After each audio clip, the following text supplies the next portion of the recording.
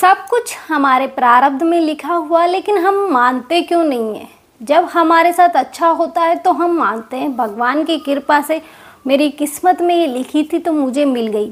लेकिन इसी के विपरीत अगर हमारे साथ बुरा होता है तो हम ये मानते हैं भगवान ने मेरे साथ ऐसा क्यों किया, भगवान मेरे साथ ऐसा गलत क्यों कर रहा है, ये आपकी किस्मत में क्यों नहीं लिखा हो सकता। आप ये क्यों नहीं मान सकते ये भी मेरी किस्मत में लिखा होगा जब ही मुझे मिला है, नहीं तो बिना किस्मत में लिखे कुछ नहीं मिलता। तो फिर हम मानते क्यों हैं कि सब कुछ पहले से लिखा हुआ है। हम ये नहीं मानना जानते या चाहते भी नहीं है कि हम ये चीज़ें मानें।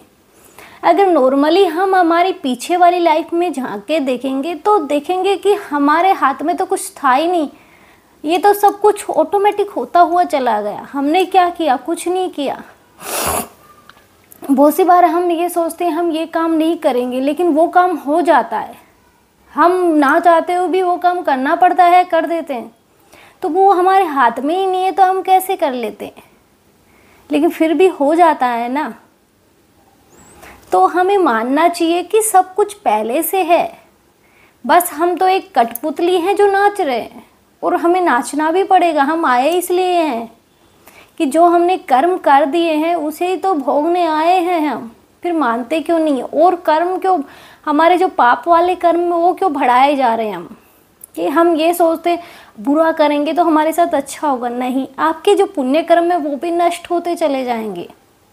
अगर आप अच्छा करोगे तो बढ़ेंगे, लेकिन अगर आप गलत करोगे फिर आपके पुण्य कर्म पिछले जन्म के हैं या अभी लाइफ जो जी चुके हैं आप उसके हैं, तो वो ख़त्म होते चले जाएंगे। फिर आपका जो घड़ा है वो फट जाएगा, क्योंकि कभी ना कभी पाप का घड़ा फूटना ही है, तो वो फूटेगा। क्योंकि ऐसे ही एक लड़का था, ये देखा जाए कि फैमिली में मतलब 2 लड़के हैं, लेकिन एक इस कंडीशन में है कि वो ना चल सकता है ना, मतलब बच्चे वाली हरकत, कि वो एकदम से मतलब बड़ा है, 14-15 साल का बालक है, लेकिन फिर भी माइंड ऐसा है जैसे बच्चे का, कि चल फिर नहीं सकता, किसी के सहारे के बिना वो खड़ा नहीं हो सकता, यहाँ तक कि वो बैठ भी नहीं सकता। ये भी तो उसके कुछ कर्म रहे होंगे, इसलिए इस कारण उसकी ये दशा है। लेकिन दूसरा भाई एकदम ठीक ठाक है, अच्छा खासा है, इंटेलिजेंट है, लेकिन फैमिली में ओनली वो 2 लड़के हैं, पापा उसके नहीं है, वो पहले ही चले गए। अब फैमिली को संभालने वाला ओनली वो एक लड़का है जो अच्छा खासा है, क्योंकि दूसरा है उसका तो माइंड मतलब बच्चे जैसा है। वो इतना बड़ा हो गया लेकिन अभी भी हरकतें उसकी बच्चे वाली है, ना चल सकता है, ना फिर सकता है, ना बैठ सकता है। हमेशा कोई बिठा दे तो बैठ जाएगा, कोई लिटा दे तो लेट जाएगा। तो अब होता क्या है कि जो इस फैमिली का जो मेंबर है ओनली वो जो अच्छा खासा है, इंटेलिजेंट है, सब कुछ कर सकता है, अपने ऊपर कर सकता है, तो उसी को एक दिन 2 दोस्त ये बोलते चल घूमने चलते हैं। वो दोस्त रोज़ उस रास्ते पे जाते थे, ओनली वो फर्स्ट बार जा रहा था कि उसने बोला कि चल मैं भी खेल यही बैठा हूँ तो चलता हूँ मैं भी, तो वो भी चला गया उनके साथ, जबकि वो दोनों रोज़ जाते थे। वो फर्स्ट बार गया था और बीच में बिठाया था उसे, कि मतलब बाइक थी, बाइक में 3 लोग हो गए, क्योंकि लेडीज जल्दी से 3, एक आदमी होता है, एक लेडीज होती है, लेकिन जेंट्स में 3 बैठ जाते हैं, लेडीजें भी बहुत सी बैठ जाती हैं। वो तीनों बैठ गए कि बीच में उसे बिठाया, आगे बाइक चला रहा था, तीसरा वाला पीछे बैठ गया। लेकिन आगे जैसे ही थोड़ी सी चढ़ान आई, एक बाइक सामने से आ गई तो तीनों खड्डे में जाके गिर गए। अब यहाँ पे ये देखो कि उन दोनों के कुछ नहीं हुआ, एक खरोच तक नहीं आई, और जो बीच में बैठा था फर्स्ट टाइम गया था वो वहाँ हॉस्पिटल में पहुँच गया, आईसीयू में भर्ती हो गया। उसकी टांग मतलब ये सोचो कि वो 6 महीने तक बेड रेस्ट पे चला गया, कि कुछ कम से कम 15 से 20 महीने तो उसे हॉस्पिटल में लग गए। तो उसकी किस्मत ही तो वहाँ ले गई उसे, नहीं तो जो इंसान कभी नहीं गया वो वहाँ गया, और जो इंसान रोज़ जा रहे हैं उसके जाते ही वो सब हुआ। और फिर घर वाले ये सोच रहे ये नहीं ले जाते तो मेरा बच्चा आज ठीक होता, लेकिन हम ये नहीं सोचते कि हो सकता है किस्मत वहाँ ले गई हो उसे, तभी तो ये सब हुआ है। ये लोग रोज़ भी जा रहे हैं, लेकिन हम दोष हमेशा दूसरे को देते हैं। कि कुछ ऐसा नहीं सोचते कि ये अचानक से ऐसा क्या हुआ। अचानक से हमारे जो ग्रह नक्षत्र है वो चेंज होते हैं तो हमारा माइंड भी उसी तरीके से चेंज हो जाता है कि हम अचानक से गुस्से में आ जाते हैं, तो अचानक से हम अच्छा बर्ताव करने लग जाते हैं। तो इसी तरह से हमारे ग्रह नक्षत्र है वो चेंज होते रहते हैं, उसी के हिसाब से हम काम करते हैं। हम कुछ नहीं कर सकते। हम देखा जाए नॉर्मली तो जो हमारी कुंडली होती है वो हमारे जन्म के हिसाब से बनती है। किस टाइम पे आपका जन्म हुआ है, किस टाइम पे, किस डेट पे, वो कितना बजे हुआ, ये सब कुछ इसी के हिसाब से हमारी जन्म कुंडली नक्षत्र वगैरह देखे जाते हैं। तो इसी के हिसाब से उसी में उसी टाइम लिखा होता है कि हम कितने साल जिएंगे। लेकिन बहुत से लोग नहीं मानते, ये होता है। मान के देखो, आप खुद की, दूसरों से सवाल पूछने से अच्छा है आप खुद की लाइफ में एक बार पीछे झांक के देखो कि हमारी लाइफ में कौन सी चीज़ें अच्छी हुई जो हमने की। क्या सच में हमने यही सोचा था कि ऐसे ऐसे हम करेंगे जब ये अच्छा काम होगा? नहीं सोचा था ना। और कोई बुरा हुआ तो भी हम नहीं सोच पाते, हम ये सोचते हैं कि ये मैं करना नहीं चाहता था, फिर मैंने कर कैसे दिया, ये गलत था।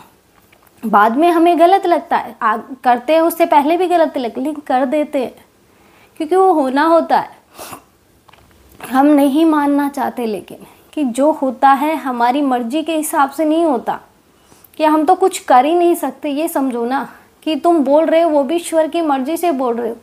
अगर बहुत से लोग बोल नहीं पाते तो वो क्या इंसान ही है? बोल नहीं पाते तो वो भी कुछ ना कुछ कारण रहा होगा उनका भी। बहुत से बच्चे होते हैं कि 1 साल होते ही चलना स्टार्ट कर देते हैं। बहुत से बच्चे ये होते हैं कि 3 साल लग जाती है, उन्हें 1.5 साल लग जाती है, 2 साल लग जाती है चलने में ही ओनली। तो लोग ये बोलने लग जाते हैं कमज़ोर है बेचारा, कमज़ोर है। वो जब चलेगा जब ही तो चलेगा ना, हमारे चलाने से थोड़ी चल रहा है वो। नॉर्मली देखा जाए तो रामायण किसने नहीं देखी? सब ने रामायण देखी है। सबको पता है कि रामायण में दोष कैकई पे लगाया जाता है कि कैकई ने भगवान श्री राम को वनवास भेजा। तो पहले की भी तो देखो ना तुम, कि अगर जो दशरथ जी थे उनको पहले से ही श्राप मिला हुआ था कि तुम पुत्र वियोग में मरोगे, तो वो कैकई तो ओनली एक माध्यम बनी कि भगवान राम को वनवास भेजने का। कि सुबह राज तिलक होना था, शाम को ही ये हो गया कि भगवान राम जी वनवास जाएंगे। अचानक से ऐसा क्या हुआ? तो हम क्यों नहीं सोचते कि सब कुछ पहले से ही है? क्योंकि वो तो श्राप था जो फलित होना था, जो श्रवण कुमार के माँ बाप ने दशरथ को दिया था। अगर भगवान राम वनवास ना जाते तो पैदा ही वहाँ जाने के लिए हुए हैं, तो क्यों नहीं जाते? जब रावण सीता मैया का हरण करने आया था, सीता मैया ने जो सीता मैया की परछाई अपने पास रखी थी, जो सीता मैया थी वो अग्निदेव के पास रखी थी कि आपकी सुरक्षा में है। उन्हें पहले ही पता चल गया था कि रावण सीता मैया को लेने आ रहा है, और उसी टाइम सीता मैया को वो हिरण पसंद आ गया। और सबरी को उसके गुरु ने पहले ही बता दिया था कि एक दिन राम अपनी भार्या को ढूंढते हुए आएंगे। जब पहले से लिखा हुआ नहीं है तो सबरी को गुरु ने कैसे बता दिया कि भगवान राम आएंगे? जो इतने राक्षस हैं वो कैसे मरते अगर भगवान राम वन में ना जाते? तो तुम सोच के देखो ना, क्यों नहीं मानते तुम कि सब कुछ हमारे हाथ में नहीं, सब कुछ ईश्वर के हाथ में है। कि हम तो एक कठपुतली है जो नाच रहे हैं। हमारी लाइफ भी ऐसी है कि सब कुछ बस भगवान राम भगवान थे, उन्हें सब कुछ पता था। वो जन्म ही रावण का वध करने के लिए हुए थे, क्योंकि रावण को ये वरदान था कि उसकी मृत्यु नर और वानर के हाथों होगी। तो भगवान राम नर के रूप में थे और वानर हनुमान जी थे। तो अगर उन दोनों का मिलाप नहीं होता तो रावण की शायद मृत्यु ही नहीं होती, क्योंकि रावण की नाभि में अमृत था कि जब तक वो अमृत सुखाया नहीं जाएगा रावण की मृत्यु नहीं हो सकती। और इसीलिए रावण तीनों लोगों पर विजय पा चुका था।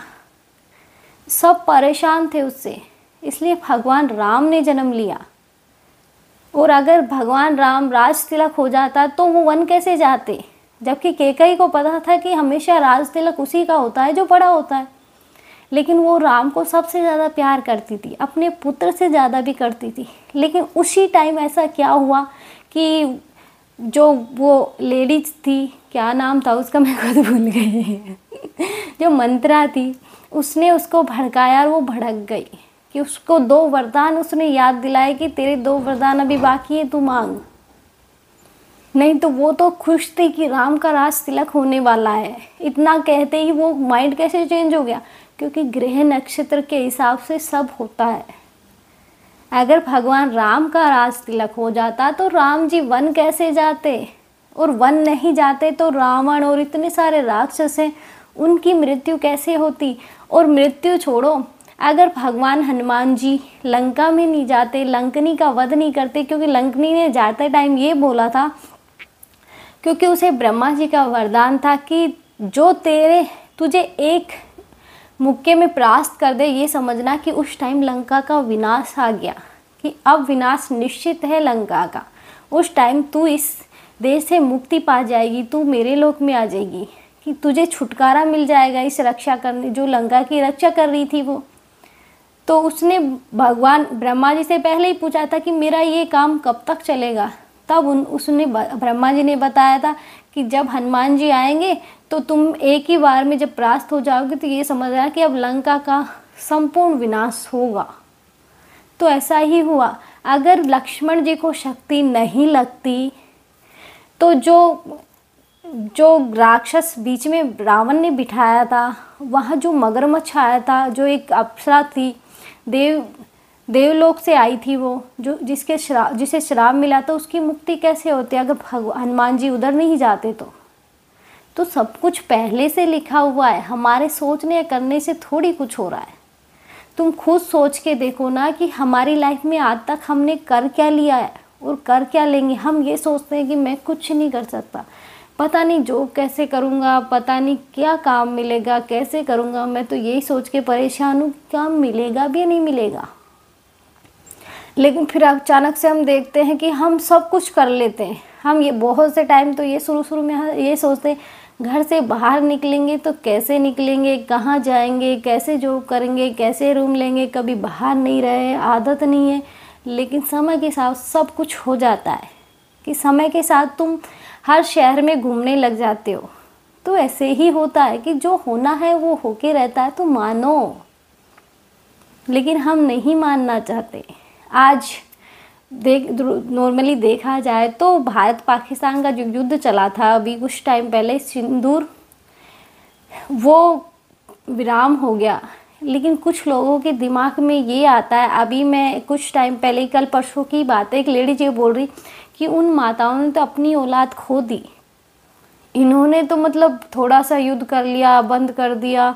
उन माताओं का क्या जिन्होंने अपनी लाल खो दिए, उन पति का, उनकी पत्नी का क्या जो उन्होंने अपनी पति को खो दिया। तुम वो सोच रहे हो कि वो तो चले गए, लेकिन उन माँओं की सोचो ना, कि जो हमेशा उन पत्नियों की सोचो ना कि जिनके पति बॉर्डर पर खड़े हैं, कि वो हर टाइम ये प्रार्थना करती रहती हैं भगवान के सामने कि प्रभु मेरे पति की रक्षा करना, मेरे बच्चे की रक्षा करना। कि जो होना था वो तो हो गया, हम उसे नहीं बदल सकते। लेकिन हम बिना मतलब अब जो समाप्त हो रहा है उसे समाप्त क्यों नहीं करते, कि उस माँ का लाल जो अभी जीवित है उसे क्यों हम बलि चढ़ा रहे हैं। अगर हमारा कोई अपना वहाँ खड़ा होता है ना, जब हमें पता चलता कि वहाँ खड़े रहने वाले के घर वालों पे क्या बीतती है। तुम खुद अपने माइंड में एक बार सोच के देखो ना कि वो देश की रक्षा कर रहे हैं, तो उन्हें हम बिना मतलब किसी के आगे नहीं वो कर सकते कि तुम ज़बरदस्ती घुस घुस के मारो। ऐसे हम क्यों किसी के वो करवाएं। यहाँ तक कि मतलब मोदी जी ने पूरी छूट दी थी कि तुम जो चाहो कर सकते हो, लेकिन ये छूट नहीं दी थी कि तुम सीमा बॉर्डर क्रॉस नहीं करोगे। नहीं तो वो कर जाते तो नुकसान भी तो होता, क्योंकि अपना देश अपना होता है, पराया देश में अपने भी होना साथ तो पराया ही होता है। कि अपने में तो आम आदमी में अपनी हेल्प करेगा, लेकिन पराया में हम विश्वास नहीं कर सकते कि आम आदमी हमारी हेल्प करेगा, और क्यों करेगा वो। इसलिए अपने देश में हम बहुत कुछ कर सकते हैं, लेकिन दूसरे के देश में घुस के हम कुछ नहीं कर सकते। हम तो ये समझो कि एक तरह से हमारे हाथ बांध दिए गए हों कि जो हमारे पास है उसी में सरवाइव करना पड़ेगा, और फिर आगे क्या कंडीशन है वो भी हमें नहीं पता चलती। लेकिन लोग हमेशा दोष उसे देते हैं कि बंद कर दिया, अभी तो कुछ हुआ ही नहीं। तो इतना कुछ तो हुआ कि नॉर्मली देखा जाए तो हर टाइम यही चल रहा था, आज पता नहीं क्या होगा, आज पता नहीं क्या होगा, आज कैसे ड्रोन आएंगे, आज पता नहीं क्या होगा, यही चल रहा था सबके माइंड में। लेकिन उस माँ, उस पति और उस बच्चे के माइंड में तो यही चल रहा था कि भगवान मेरे पापा को, मेरे पति को और मेरे बेटे को सही सलामत रखना, और जो इतने सारे मेरे बच्चे खड़े हैं उन्हें भी सही सलामत रखना। तो यही होता है कि उस माँ से पूछो ना। लेकिन हम तो अपनी भड़ास निकालने में लग जाते हैं। हमें किसने हक दिया अपनी भड़ास निकालने का? तुम अच्छा सोचने की कोशिश करो कि जो होता है भगवान की इच्छा से होता है, तो हमें किसी को बुरा नहीं कहना है। हम ये सोचते हैं कि पाकिस्तान वाले बुरे, नहीं, इंसान बुरा नहीं होता, बस हालात उसे बुरा बना देते हैं। कि जैसे हालात में हम रहते हैं उसी तरह से हमारी संगत हो जाती है। हर इंसान धर्म के मार्ग पर नहीं चल सकता, क्योंकि धर्म का मार्ग एकदम कठिन है, चलना नामुमकिन है, क्योंकि वहाँ हर टाइम अपनों की ही बलि देनी पड़ती है, अपनों को ही त्यागना पड़ता है। ये भगवान श्री कृष्ण से युधिष्ठिर ने कहा था जब उनके 5 पुत्र मरे थे, कि उन्हें धोखे से सोते हुए अश्वत्थामा ने मारे थे। तब युधिष्ठिर ने कहा था कि धर्म पे चलना इतना आसान नहीं है, जब वो सब पांडव टूट चुके थे, कि ये उसने अच्छा नहीं किया कि बिना मतलब सोच समझ के, बिना सोचे ही वो सारे भाई युद्ध करने के लिए निकल गए थे, सब मतलब गुस्से में आ गए थे। तब युधिष्ठिर ने ही बोला था कि धर्म का मार्ग इतना आसान नहीं है और हर कोई धर्म नहीं कर सकता। अगर अधर्म बढ़ेगा नहीं, कलयुग में अधर्म नहीं होंगे, तो भगवान कल्कि का जन्म कैसे होगा? अगर अधर्म बढ़ेगा ही नहीं, सब धर्म के मार्ग पे चलेंगे, तो कलयुग का कभी अंत नहीं होगा। ये कलयुग है, माया का प्रभाव तो होना ही है और वो होके रहेगा। इसलिए कोई ना कोई अधर्म तो करेगा। जैसे पहले राक्षस थे, तो अब ये सोचो कि आतंकवादी हो गए। ये ऐसे ही तो हो रहा है कि अब राक्षस थोड़ी, अब तो आतंकवादी है। कि अब तो राक्षस कहाँ से आएंगे, इंसान ही राक्षस बन गए, कि वो ही बिना सोचे समझे किसी को भी मार रहे हैं। तो ऐसे ही होता है कि कुछ ना कुछ ऐसा तो होगा ना, जब भी तो भगवान कल्कि आएंगे। और लोग ये बोलते हो अभी ख़त्म होने वाला है, अभी ख़त्म होने, उनको क्या पता कि कब ख़त्म होगा। जब होगा, जब हो जाएगा, तो बस आप अपनी लाइफ एंजॉय करो। कि जो किस्मत अगर पहले आनी है तो आएगी, हमारे रोकने से नहीं रुकेगी। तो हम अभी से उस चीज़ की टेंशन लेके क्यों बैठे? हम फ्यूचर में नहीं जीते। अगर हमारे पास कोई टेंशन नहीं होती, हम ये सोचते आज कोई टेंशन नहीं है, लेकिन थोड़ी देर बाद ये सोचते हैं मैं 10 साल बाद ऐसे करूँगा, मैं अभी मेरे पास इतने हैं तो मैं ऐसे जोड़ूंगा तो 10 साल बाद इतने आ जाएंगे। अब तुम 10 साल पहले के सोच रहे हो, तुम कल का तुम्हें पता नहीं है कल क्या होगा। मान लो 10 साल क्या 5 साल बीच में ही तुम्हारा मतलब लो लेवल आना है, तो वो आएगा। तुम्हारे जो 10 साल की तुम प्लानिंग करके चल रहे हो, वो 5 साल में ही ख़त्म होने वाली है। तुम क्या करोगे? है तुम्हारे हाथ में? नहीं है ना। तो ये सोचो सब कुछ प्रारब्ध में लिखा है, वो ही हो रहा है। हम बस माने या ना माने, हमारे मानने या ना मानने से कुछ नहीं हो रहा, सब ईश्वर की मर्जी से हो रहा है। इसलिए आज के लिए इतना ही। जय श्री राम।